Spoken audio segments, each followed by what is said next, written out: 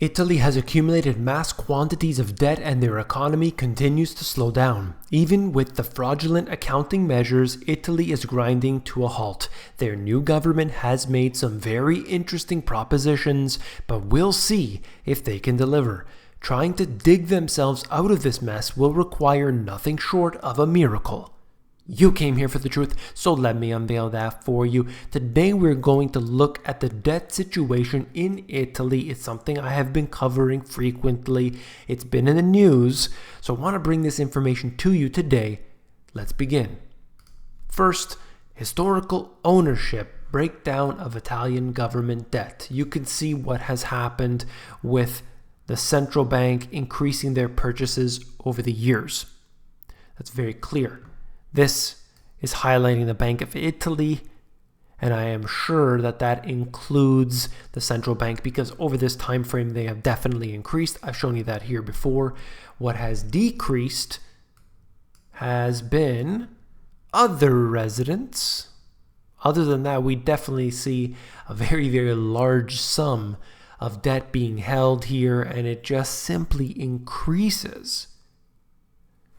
The amount of debt that they have been basically putting out has been enormous by any standards on a global scale. Look at this. ECB net purchases of Italian bonds as a percentage of the total. They have accumulated more and more over the years into 2017. However, at the mid to end of 2017 into 2018, they have reduced the amount that they have. But we know that the ECB has been buying more and more debt as time goes on. They've been buying corporate debt. They have so many different programs. And what is it exactly that they've been purchasing? Well, one of those things happens to be this. ECB net purchases of German bonds as a percentage of the total. Just recently, they have dramatically increased the amount. So you can see it's basically flatlining right throughout this period of time, and suddenly it jumps up. So that's one thing they've been buying. Well, I want to touch on this here. If Italy is worried about their debt situation and they need to continuously monetize that debt, they can't allow for that buyer to just disappear. They need to fill in the gap. And so they did that. Well, this right here is a document directly from this Italian government website, and this is obviously in Italian. I did a little Google Translate, and here we are.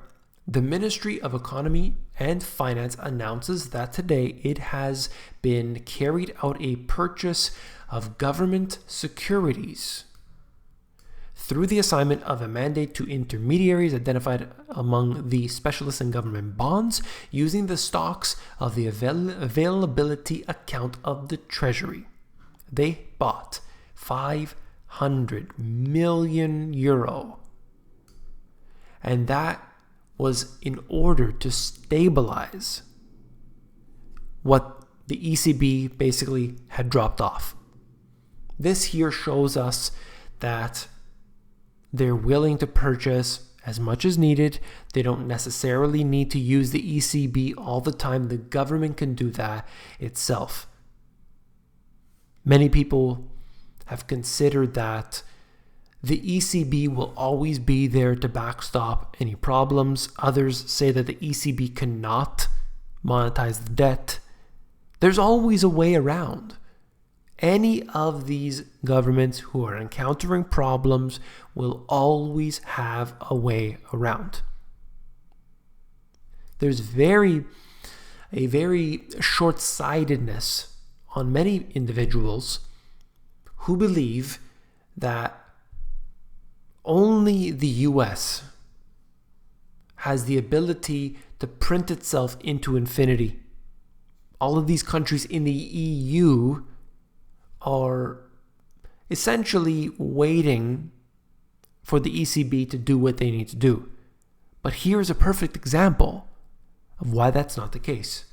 They can simply do some method, whether it's this right here, purchasing government securities in this way or doing it through another way. There's an infinite amount of mechanisms that they can use to skirt around the rules, the procedures, the regulations, and laws that are in place, and they'll always find a way. Because stabilizing this completely unstable market is the name of the game. That's all they will ever do. Until they're ready, of course, to flip the switch. Now, this right here is showing us Italy's long-run economic decline keeps getting worse. Change in 7-year real Italian GDP in terms of percent. I'm looking at this since the 1950s. It has been declining. It's never going to recover out of this without major, drastic changes.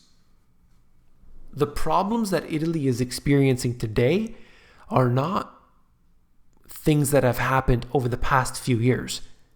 They've been there for decades and decades. A country with such rich history, so important globally, and yet so many problems.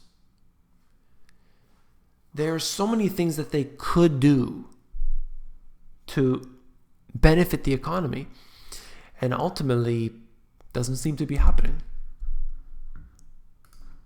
I want to touch on a couple more points here very quickly before I end the video.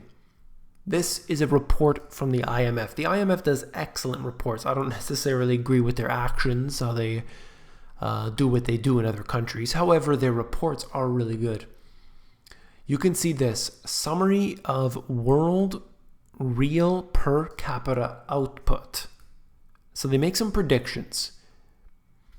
They tell us the history, then make some predictions into the future. You'll see this, Italy. Okay, I'll try to highlight it so you can follow here. Going all the way to 2023, they've basically suggested this number is 0.8. If you can't read it for yourself, it's quite small, the font. I know, I'll move on quick.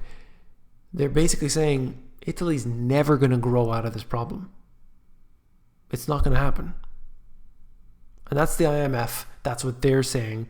I also notice on here Canada as well, 0.7%. So the growth definitely slowing down. I think that they are trying to say that, they're going to have a soft landing at some point. I don't think it's going to be a soft landing. I think it's going to be something much worse. This right here is basically trying to show the devaluation of currencies compared to, the German mark. Okay. The reason I'm talking about this, you can see the chart for yourself if you're interested, but essentially a lot of people have talked about Brexit. They've talked about Grexit. They've talked about, every country leaving the EU. And one of the biggest problems is because they are in the EU with Germany. Germany is the one country that is absolutely benefiting from this. There's no doubt. And so what I would be thinking of is, why isn't Germany exiting? If they're the biggest issue holding back the rest of the countries, well, we would have a very different situation. I think it's something to think about. That why is it that the weaker countries leave and the one country that is definitely by far the strongest country in many ways stays and takes advantage of all this situation that's happening. They are really benefiting right now. I just thought it was interesting. I don't think there should be an EU in the first place. I think that is a terrible idea, to say the least. I think that it's ultimately putting control into fewer and fewer hands. You have unelected technocrats making laws for many different countries. You have people of different cultures, all basically subservient to an unelected group of people. Italy is voting in a new government, but that new government is really just ceremonial. When you look at the EU controllers, look at the technocrats that exist on top of it. They appoint leaders in many cases since the financial crisis. And nobody is even up in arms because they don't know. They think, well, the last guy wasn't good, so maybe this guy will be better. Whatever happened to the rule of law? Whatever happened to so-called democracy? It doesn't exist. Truly doesn't. Anyway, I hope for good things for Italy. I hope that this new government will do something, but ultimately they have to bow down to the EU. I hope they leave the EU, but just like what's happening in Britain, they're not going to make it easy. That's all for this video. If you found it informative, please give me a thumbs up. When you give me a thumbs up, it helps to support this channel. I do appreciate that very much. If you want to know some more good information, if you want the truth, if you want the financial education that your schools never taught you, these books have it all. I talk about Italy and Spain, the Euroviral contagion. I talk about the history, talk about the asset classes, how to profit from them, and so much more in these two books. If you want to flip through the books for yourself, you can do that at Amazon. Just click on the link in the description. I'll take you over there. There's a look inside feature, and it'll help you flip through the pages of the books for yourself. Take care.